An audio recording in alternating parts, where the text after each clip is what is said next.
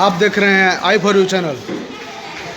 बच्चे SST class के लिए स्मार्ट क्लास में जाते हुए आज एसएसटी की 5वीं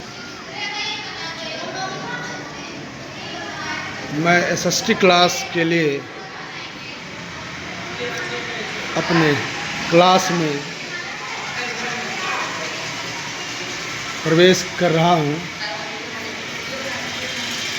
10th ए 10वीं ए कक्षा यहाँ चलती है और इसके बगल में ही पुस्तकालय है।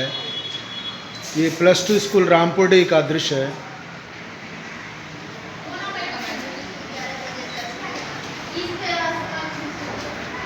गुड मॉर्निंग बच्चों। तो आज हम यूरोप में राष्ट्रवाद की अगली क्लास में विभिन्न 12 बिंदुओं पर चर्चा करेंगे। इसके पहले वाली क्लास में भी यूरोप के राष्ट्रवाद पर ही चर्चा हो रही थी और आप लोगों ने अच्छी तैयारी की और अच्छा जवाब भी दिया। आज के क्विज क्वेश्चन के विजेता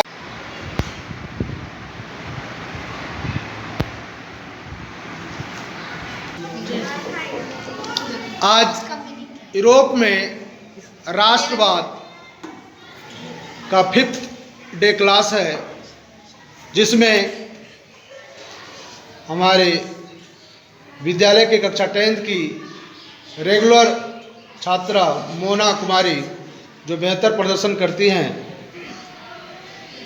और ये विद्यालय के डेकोरेशन इंचार्ज भी हैं। विद्यालय के साज सज्जा प्रभार में मोना कुमारी रही हैं हमेशा और आज ये यूरोप में राष्ट्रवाद पर पहला पॉइंट लेके आई हैं। पहला पॉइंट है कि इटली में किन विदेशी राष्ट्रों का हस्तक्षेप था। तो मेरे प्यारे स्टूडेंट्स, क्या आप बता सकते हैं कि इटली में किन विदेशी राष्ट्रों का हस्तक्षेप था? ऑस्ट्रिया और फ्रांस। ठीक है। इटली में किन विदेशी राष्ट्रों का हस्तक्षेप था? ऑस्ट्रिया और फ्रांस, इन दोनों का हस्तक्षेप था। ठीक है, थैंक यू। यूरोप में राष्ट्रवाद पर ये दूसरा पॉइंट लेकर आई हैं आज की क्विज विनर वंदना कुमारी। हमेशा ये हमारी कक्षा में, पूरे विद्यालय में किसी भी अवसर पर हो अपना कार्यक्रम प्रस्तुत करती हैं, स्पीच देती हैं और सभी छात्रों के साथ समन्वय का भाव रखती है, अच्छा कंपटीशन करती हैं और ये आज यूरोप में राष्ट्रवाद पर दूसरा पॉइंट लाई है। क्या वंदना दूसरा पॉइंट आपका? किसकी इच्छा थी कि इटली का एकीकरण स्वयं उसके नेतृत्व में धार्मिक दृष्टिकोण से हो? तो इसका आंसर है पोप। क्या बात है, बहुत अच्छा जवाब। इटली का एकीकरण जब हो रहा था बच्चों, इटली का एकीकरण मतलब इटली कई क्षेत्रों में टुकड़ा मतलब बटा हुआ था, कई हिस्सों में बटा हुआ था। तो इटली और जर्मनी का एकीकरण का एक लंबा इतिहास रहा है यूरोप के इतिहास में। तो कई प्रयास हुए, इटली को कई तरह से टुकड़ों में बांटा गया था और इसके एकीकरण में कई परेशानियां थी। जैसे कि मैंने बताया, वंदना कुमारी ने अभी बताया कि किसकी इच्छा थी कि इटली का एकीकरण स्वयं इसके नेतृत्व में हो धार्मिक दृष्टिकोण से। तो किसकी इच्छा थी? पोप की इच्छा थी।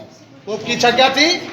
कि इटली का एकीकरण धार्मिक दृष्टिकोण से, हाँ, मेरे नेतृत्व में हो। ये पोप की इच्छा थी। Thank you Vandana. यूरोप में राष्ट्रवाद पर थर्ड पॉइंट लेकर आई हैं भावना रानी। भावना, क्या आप बोलेंगे? कोई बात नहीं, आपके द्वारा जो पॉइंट लाया गया है तीसरा पॉइंट, इटली विजय के पश्चात नेपोलियन ने इसे किन राज्यों में गठित किया। इटली विजय के पश्चात नेपोलियन ने इसे किन राज्यों में गठित किया था? हाँ, सिस्पाइन, लिगुलियन तथा ट्रांसपेडेंट। ठीक है, ये 3 जो था इन राज्यों में जो है गठित किया गया है इटली विजय के पश्चात। चलिए, थैंक यू। पॉइंट 4, यूरोप में राष्ट्रवाद पर जो है चौथा पॉइंट लेकर आई हैं वर्षा कुमारी। क्या लेकर आई है वर्षा? नेपोलियन का पतन कब हुआ था? नेपोलियन का पतन कब हुआ था? तो ये तो पहले भी चर्चा की जा चुकी है। नेपोलियन का पतन 1814 में। ठीक है, बहुत अच्छा जवाब। बच्चे की उपस्थिति कम है, लेकिन मैं चाहूँगा कि आप जो है बच्चे जो है ज़्यादा से ज़्यादा संख्या में विद्यालय आएँ। ठीक है, ताकि आपको ज़्यादा से ज़्यादा लाभ मिल सके।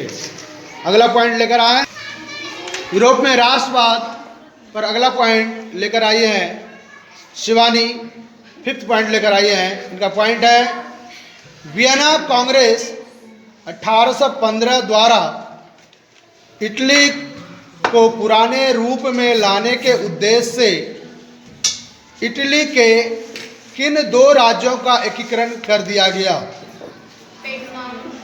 तो सही आंसर है पिडमाउंट और सार्डिनिया।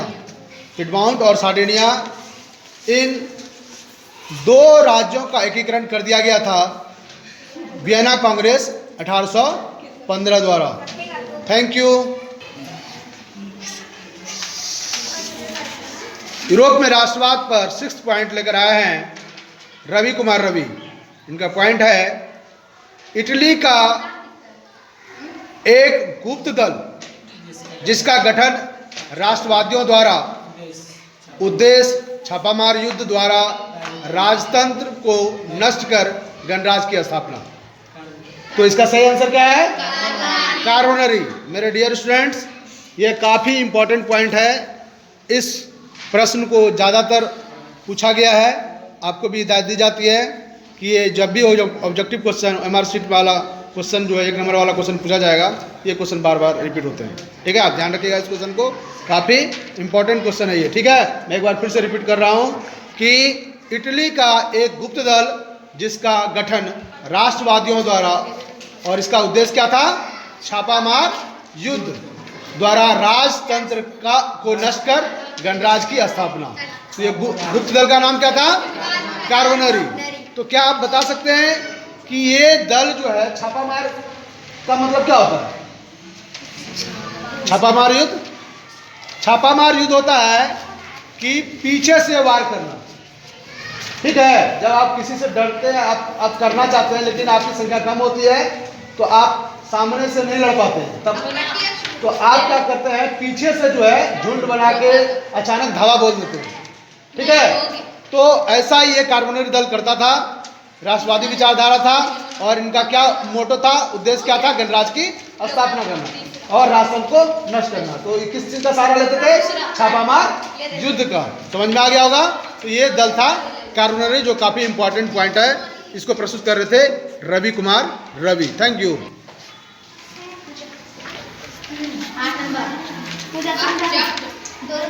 चलिए जल्दी से। आई फॉर यू चैनल द्वारा प्रसारित किया जा रहा है यूरोप में राष्ट्रवाद का ये 5वां क्लास है। और क्या नाम है आपका? कल भी पूजा कुमारी। आपका ये फिर से क्लास में आई है 8वां पॉइंट लेकर। आपका पॉइंट है आज का, किसने उत्तरी और मध्य इटली में एकीकृत गणराज्य स्थापित करने का प्रयास किया? ठीक है, आंसर होगा मेजनी ने। इसका पूरा नाम है जोसेफ मेजनी। ठीक है, फिर से मैं एक बार रिपीट कर रहा हूं कि किसने उत्तरी और मध्य इटली में एकीकृत गणराज्य स्थापित करने का प्रयास किया? ठीक है, तो सही आंसर है मेजनी ने। बहुत बहुत धन्यवाद। यूरोप में राष्ट्रवाद पर ये 9वां पॉइंट लेकर आई है। क्या नाम है आपका? साक्षी। बहुत अच्छा। क्या लाई है, बता सकते हैं आप? इटली के नागरिकों आंदोलन को ऑस्ट्रिया के किस चांसलर ने दबा दिया? इसका आंसर है मेटरनिच। वाह, बहुत अच्छा, बहुत अच्छा, शानदार। साक्षी का जो है मनोबल बढ़ा गया बच्चों ने ताली देकर।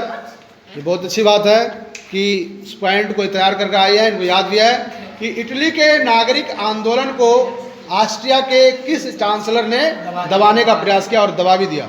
ठीक है, सही आंसर है मेटरनिक। और मेटरनिक का यूरोप के इतिहास में, ठीक है, ऑस्ट्रिया के इतिहास में, इटली के एकीकरण, जर्मनी के एकीकरण में जो है नाम याद किया जाता है। ठीक है, निगेटिव रूप में इसने दबाने का प्रयास किया था, इटली के एकीकरण को रोकने का प्रयास किया था। किसने? मेटरनिक ने। इसका नाम आप बार बार सुनेंगे मेटरनिक का। ठीक है, और आपकी परीक्षा उपयोगी, ये इनका नाम जो है परीक्षा की दृष्टि से इंपॉर्टेंट भी है, इसलिए मेटरनिक के बारे में जानना है आपको। ठीक है, थैंक यू साक्षी।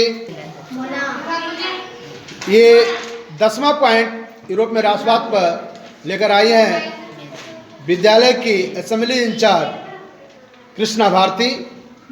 क्या बताएंगे आज का पॉइंट? यंग इटली का संस्थापक कौन था? मेजनी। वेरी गुड, बहुत जोरदार ताली इनके लिए। यंग इटली का जो है संस्थापक कौन था? ठीक है, तो सही आंसर क्या है? मेजनी। यंग इटली एक संस्था थी, ठीक है, मेजनी ने इसकी स्थापना की थी। ठीक है, और इस संस्था का इटली के एकीकरण में काफी योगदान रहा। ऐसे कई संस्था की स्थापना इन्होंने की है, आगे और भी जानेंगे। ठीक है, थैंक यू।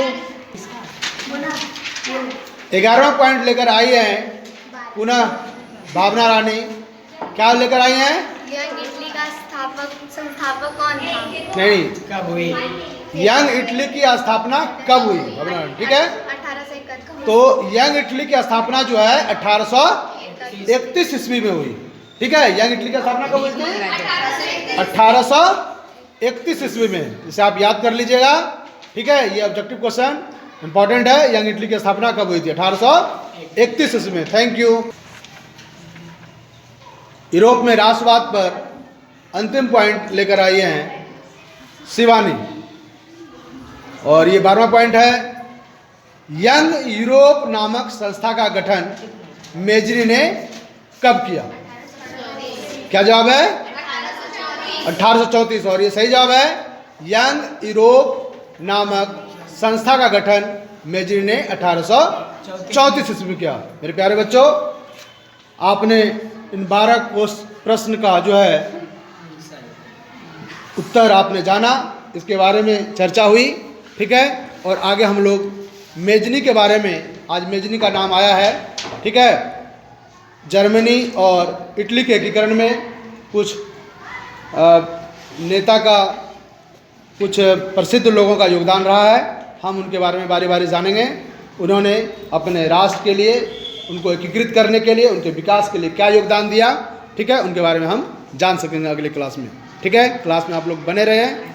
जो बच्चे आपके दोस्त, जो मित्र आपके क्लास अटेंड नहीं कर पाए किसी कारणवश से, उनको आप जरूर बोलें वो वीडियो देखकर उनका मटेरियल कलेक्ट करें और कॉपी सही समय पर बना लें। बच्चों, आपको सूचित किया जाता है कि जैसे ये पाठ समाप्त होगा उसके दूसरे दिन ही फेयर का प्रदर्शन लगेगा और आपको फेयर दिखाना पड़ेगा। और आपके फेयर कॉपी में मटेरियल अगर नहीं पाए जाएंगे तो आपको आर्थिक रूप से नुकसान पहुंचाया जाएगा विद्यालय प्रबंधन के द्वारा। तो आप इस बात को खुद भी अमल करें और अपने मित्रों को भी बोलें। और आपका ऐसे नहीं आने से विद्यालय में आपकी अनुपस्थिति हो रही है, आपकी हाजिरी कम बन रही है, इससे आपको विद्यालय में मिलने वाले विभिन्न योजनाओं का लाभ से भी वंचित रखा जा सकता है। आप इसमें देख रहे हैं I for you channel. Thanks for watching.